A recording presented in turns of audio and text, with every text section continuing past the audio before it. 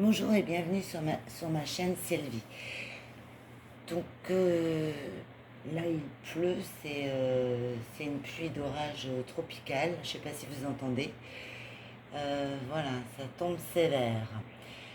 Aujourd'hui cette vidéo donc elle va porter sur la réflexologie plantaire en rapport avec la religion.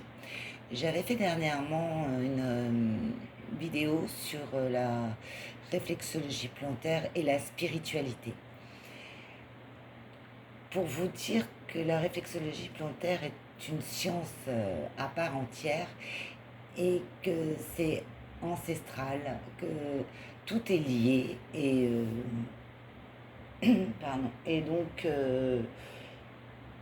je vais aujourd'hui donc vous parler de la réflexologie plantaire et de la religion. Tout a été préalablement, c'est un tout, c'est assez impressionnant comment il y a des liens dans tout. C'est pas une science n'est pas posée comme ça. Comment je pourrais dire, elle n'est pas à part des autres instructions. Voilà, c'est ça. Alors, j'ai fait un petit tableau. Je vais essayer que ça tienne. Voilà. Alors, si j'essaye de régler un peu en déplaçant comme ça. Voilà. Donc là, c'est sur les archanges. La relation entre les 4 archanges, donc Raphaël, Michael, Gabriel, Uriel ou Uriel, et qui sont eux aussi liés aux 4 saisons, 4 éléments, etc. 4 points cardinaux, les zodiaques, les signes du zodiaque et certaines planètes. Donc quand même, pour moi, c'est très parlant. Et quand je vous parlais de la réflexologie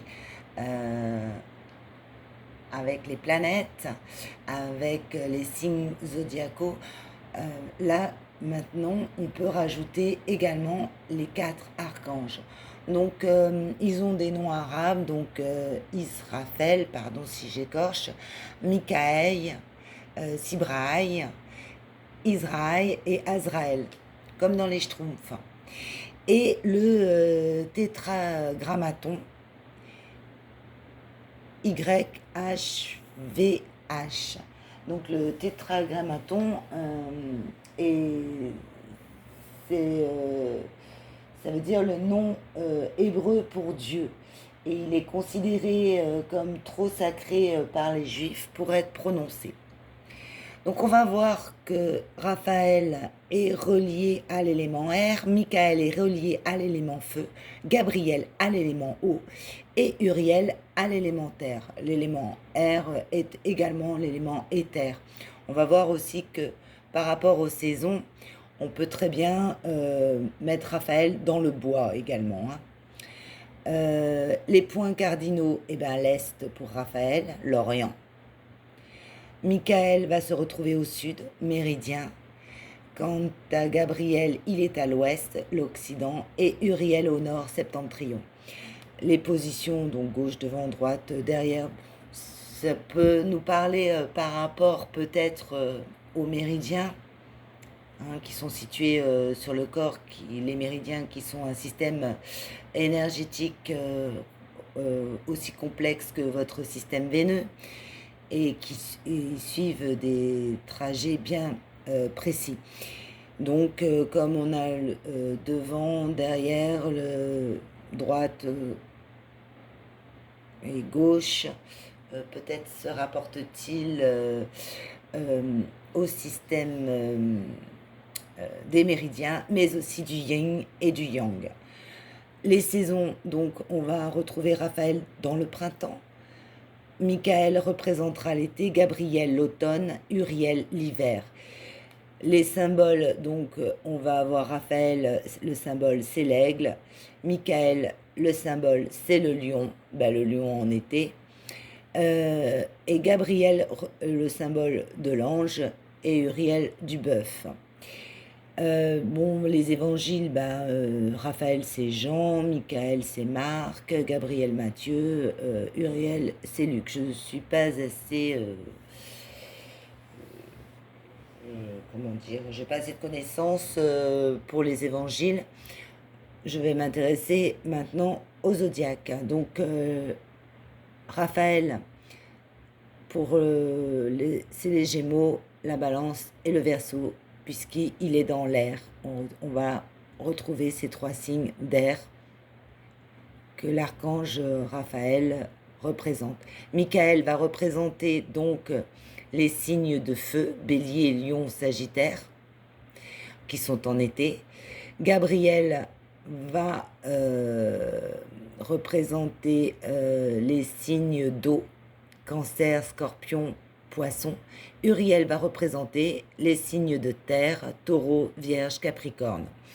Les planètes, Raphaël sera la planète Mercure, donc en communication avec le dieu des dieux Jupiter.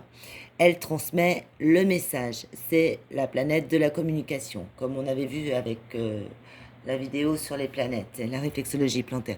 Le soleil, symbolisé avec l'archange Michael, c'est l'ego, c'est l'individu, mais dans la création, hein, c'est la conscience de soi, hein, c'est pas que moi je, hein, et la confiance en soi.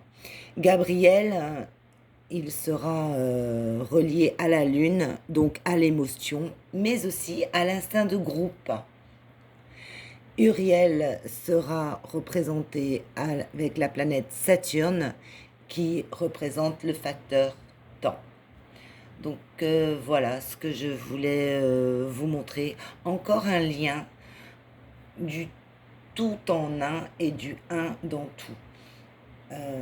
Ce sont des sciences ancestrales, on les méconnaît et on méconnaît surtout le rapport qu'il y a entre elles, entre la religion, entre la spiritualité, entre l'astrologie. Avant, les enseignants avaient un panel de connaissances. Bon, vous allez me dire, elles étaient plus limitées, mais elles étaient organisées autour du tout, quoi. Un médecin s'intéressait aussi bien à l'astrologie. Je ne dis pas qu'il ne le fait pas aujourd'hui, hein, c'est pas ça que je veux dire. Mais dispensait des cours aussi bien sur l'astrologie que sur la médecine, que sur la poésie, enfin voilà. C'était une globalité. Bien sûr, ils étaient peut-être pas aussi précis que nos sciences, aussi pointilleuses aujourd'hui, mais peut-être qu'en élargissant le spectre, on aurait perdu un peu moins de connaissances. Parce que à trop approfondir, au final, on se limite, on se met dans des cases. Et c'est pas forcément très intéressant d'être bloqué dans une case. Mais de toute façon, c'est la société actuelle. Vous représentez type de personne, vous êtes représenté par votre travail, par votre compte en banque, par votre façon de vous habiller. Donc voilà, on met les gens dans des cases. Là, je voulais faire une ouverture. Je voulais vous montrer quand même que c'est beaucoup plus large que ça. On n'est pas dans des cases, rien n'est dans des cases. Donc pour ceux qui sont intéressés par les archanges, vous allez retrouver votre correspondance au niveau zodiacal, au niveau des saisons, au niveau des points cardinaux et au niveau des éléments. Voilà, cette petite vidéo est terminée. Je vous remercie beaucoup. Si vous avez aimé, vous pouvez liker ou mettre en commentaire des questions auxquelles j'essaierai de répondre, bien sûr. Je vous remercie, à bientôt.